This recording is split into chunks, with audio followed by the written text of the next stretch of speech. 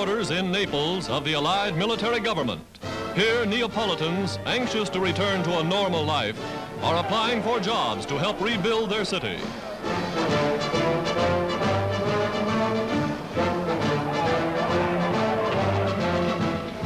Water facilities destroyed by the Nazis, Army engineers distill seawater for drinking from the Bay of Naples.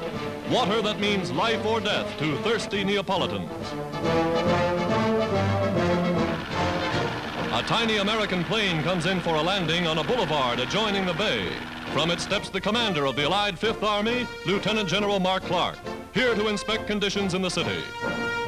On roads back of Naples, American troops skirt the city as they push on in pursuit of the Nazi army.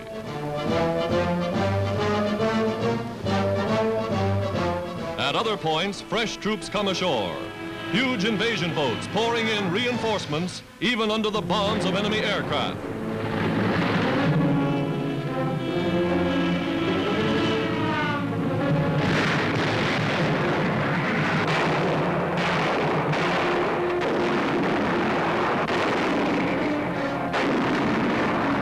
The great airports of Foggia, captured by the British Eighth Army.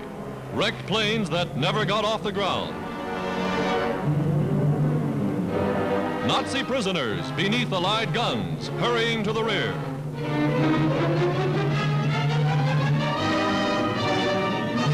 From Italian and African ports, thousands more embark for prison camps overseas.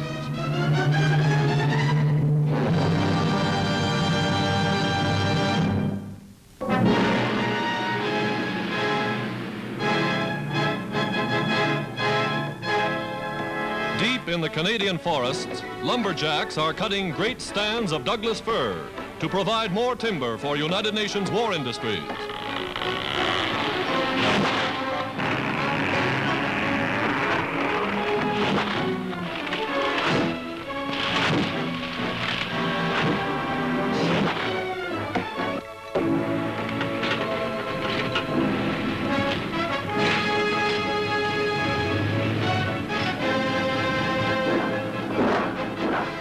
Out of the woods by the trainload, these 500-year-old giants of the forest are producing some 2 billion feet of lumber a year.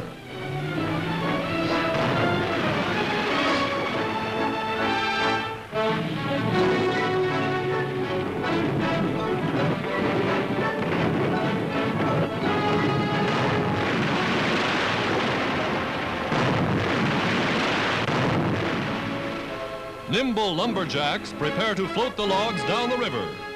The Canadian timber crop is on its way to war.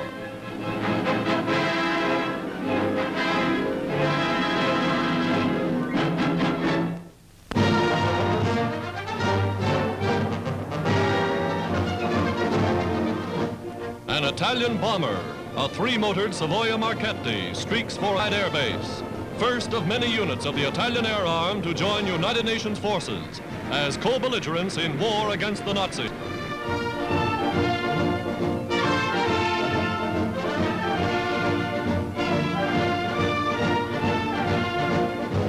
As American and Italian officers exchange greetings, new units of Italian fighter planes roar in.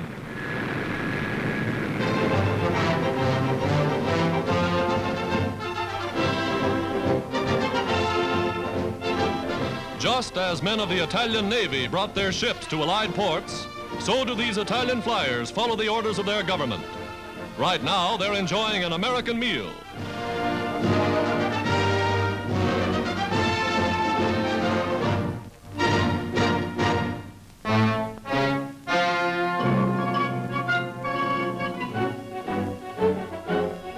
In the jungles of northern Burma, Lieutenant General Stilwell, commander of United States forces in China, directs American-trained and equipped Chinese soldiers as they take up new positions across the Salween River.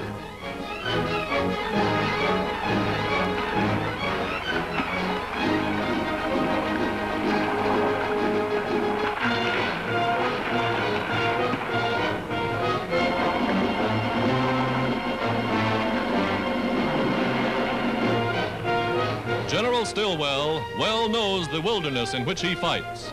Hacking through the jungle, advance units are constantly in contact with Japanese patrols.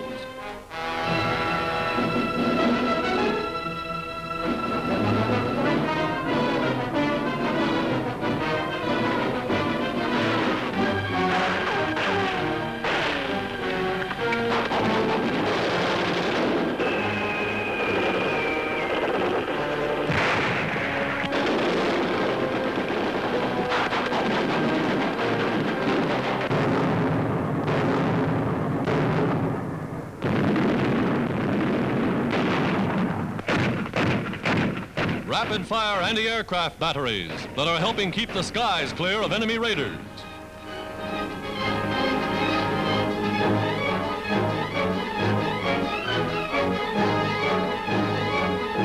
Behind the lines, American and Chinese nurses work hand in hand caring for the wounded.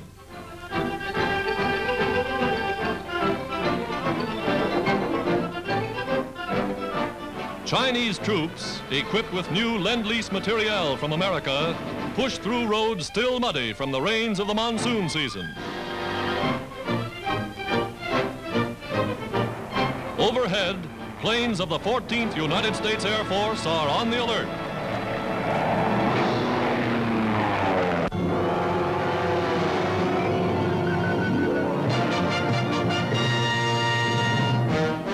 Somewhere out over the broad Pacific, the greatest task force of ships and planes ever assembled steams to attack the Japanese on Wake Island. Flat tops bearing more planes than have ever before been carried into naval action ready their fighters and dive bombers for the United States Navy's second major assault upon this vital enemy-held stronghold.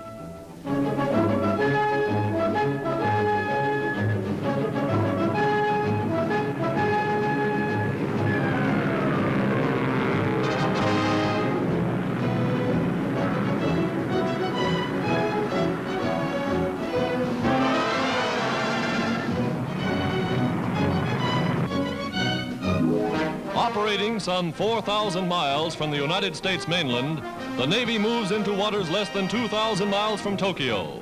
It was here the Japanese attacked American Marines, even as their emissaries in Washington were talking of peace. Now, through the cottony puffs of clouds, Wake Island's strategic 3 square miles of sand and coral lies beneath the bomb sites of United States Navy planes, within firing range of the Navy's big guns.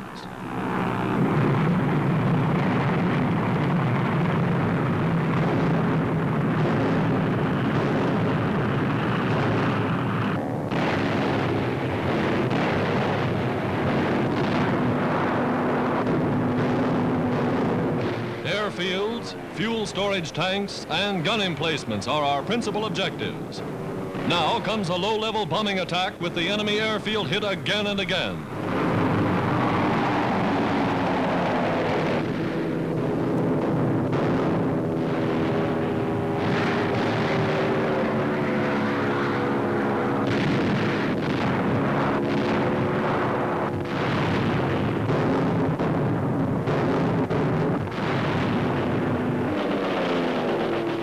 A Japanese ship is caught within the fire of the fighter planes.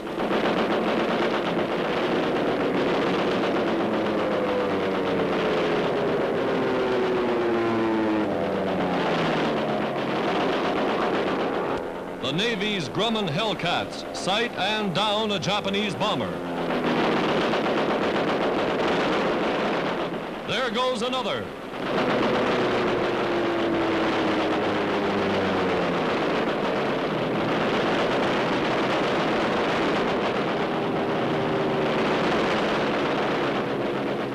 And another. American losses, 13 planes and but 1 pilot. Even this fellow lands safely.